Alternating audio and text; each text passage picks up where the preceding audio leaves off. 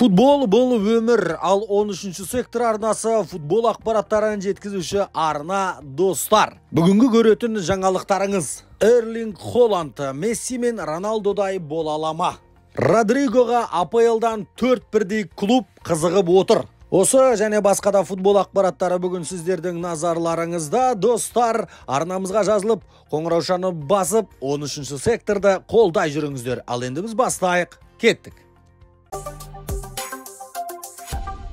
Реал Мадридті шулатып жатқан ойыншы дәл қазіргі таңда ол Андрей Лунин. Андрей Лунинді Реал Мадридтің президенті Флорентино Перес қандай жағдайда сатады? Егер оған өте жақсы ұсыныс түскен жағдайда ғана сатады деген ақпараттар шығып жатыр. Ал енді Лунинға өте жақсы ұсыныс бар. Ол Арсеналдың тарапынан. Арсеналдың тарапы, Арсенал клубы Лунинді өздерінің қатарларына қосқысы келеді. Бірақ та кейбір ақпараттарға сүйенетін болсақ, Реал Мадрид Лунинді өздерінде алып қалғысы келетіні де бар екен. Енді марка басылымы, АЭС басылымы деген сияқты мықты абыройлы басылымдардың өзі осындай ақпараттар шығарып жатыр. Бірақ нақты Арсенал мен Реал Мадридтің арасында ұсыныс жасалды, жұмыстар басталды деген ақпараттар жоқ. Жұмыс басталды деген ақпарат қандай ақпарат? Ол Лунин мен Реал Мадридтің арасында жұмыс басталды, және де Карло Анчелотти бастаған бапкерлер, басшылар, сол жердегі мамандар Луниннің Реал Мадридта қалғанын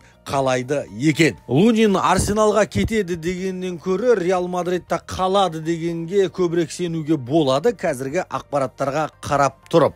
Ал енді осы маусымның соңында оны нақты білетін боламыз. Барселона клубының бас бапкері Хави Эрнандес осы орнынан кетемін, орнымды осы маусымнан кейін босатамын дегелі бері Барселона клубы әлі жеңілген жоқ.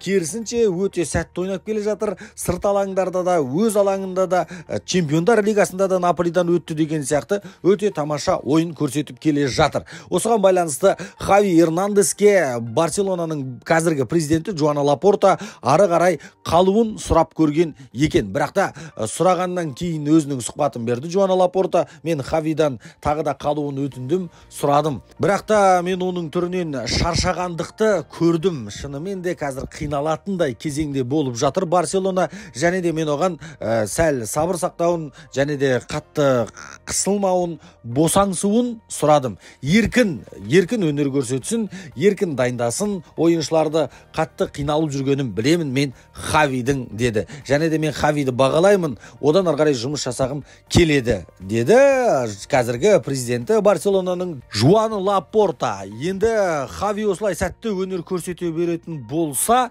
бәлкім қалып қалар, ары қарай Барселонамен жұмыс жасасуға. Бүгін Франция ұлттық құрамасының жастары мен Германия ұлттық құрамасының жастары кездеседі. 20 жасқа дейінгі ойыншылар, болашақ Мбаппелер, болашақ Тони Кростар. Енді өздеріңіз білесіздер, алдында үлкендері ойнады, және де Германия ұлттық құрамасы Францияны жеңіп кеткен болатын. Бұл жолы енді ағалары үшін тұрып бере алады ма, ағалары үшін жеңісті жұлып бере алады ма Францияның жастары, оны да бақылайтын боламыз. Бірақ қазіргі статистикаларға қарап тұратын болсақ, Германия ұлттық құрамасының жастары жеңеді дегенді нұсқап отыр. Бірақ енді бүгін Францияның үйінде болады, үйінде жастары Германияның қақпасына жеңіп кетпесе де міндетті түрде гол салады деген ой бар. Ал 13-ші сектордың демеушісі A1xBet сіздерге бүгінге керемет ұсыныс жасап отыр. Достар, осы видеоның астында сілтеме тұр, міндетті түрде сілтеме арқылы өтіп 13-ші сектор промокоды арқылы алғашқы депозит үшін 200 мың теңге бонус алыңыз. Біздің демеушіміз A1xBet компаниясынан өте тамаша ұсыныс, жіберіп алмаңыздар, сілтемесі осы видеоның астында. Достар, енді Холландты байқасаңыздар, былтырғыдай маусым өткізіп жатқан жоқ, былтырғыдан сәл нашарлау маусым өткізіп жатқанын бәрімізде көріп жатырмыз, және де осыған байланысты тілші сұхбат сұраған екен, былтырғы көрсеткішті көрсете алмай жатқаныңыздың себебі неде деп. Сол кезде Эрлинг Холландтың жауабы былай болған екен: бізде ойындар өте көп, ойынның саны көп, сапасы жоқ. Мен енді 70 ойын қатарынан жүгіріп бере беретін, бәрін жасай беретін робот емеспін. Бізде шаршаймыз, бізге де арасында базасында демалыс керек болады, деді Эрлинг Холланд. Ойынның көптігінен сапасының жоқтығын айтып берді. Енді қосыласыздар ма бұл Холландтың сөзіне, қосылмайсыздар ма, өздеріңіз көре жатарсыздар. Бұл жерде бір айта кететін жайт, Жерар Пике де Холланд жайлы өзінің пікірін айтқан екен. Барселонаның бұрынғы аңызы Жерар Пике, Эрлинг Холланд өте тамаша ойыншы, болашағы жарқын, бірақ та Месси сияқты, Роналду сияқты бола алады деп санамаймын. Месси мен Роналду сияқты болу үшін тоқтамай жұмыс жасау керек, және де тоқтамай 15 жыл, 20 жыл осы деңгейінен де мықты өнер көрсетпесе төмендемеуі керек. Сондықтан енді Месси мен Роналду сияқты бұдан кейін ойыншылар шығады шықпайды білмеймін. Эрлинг Холландқа келетін болсақ, өзін-өзі жасауға болады, өте тамаша ойыншы, әлі жас, қолында барлық дүниесі бар, жақсы командада ойнайды, сондықтан қолынан келгенін жасауы керек. Бірақ мен Месси мен Роналду сияқты болады деп ойламаймын, деді Жерар Пике.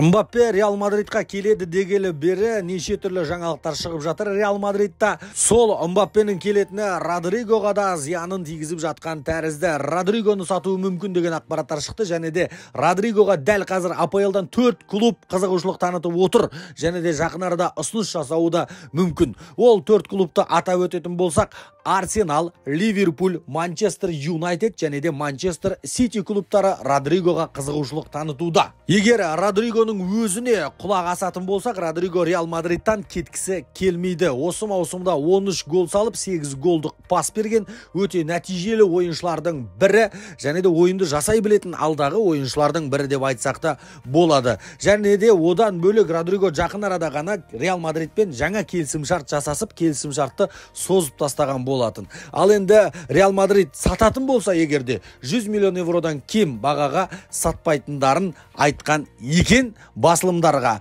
Ал Родригоны Реал Мадрид кезінде 45 миллион евроға алған еді. Бүгінге осы 13-ші сектор арнасына жазылып қоңыраушаны басып қоюды ұмытпаңыздар. Бізбен бірге болыңыздар достар. Назарларыңызға рахмет.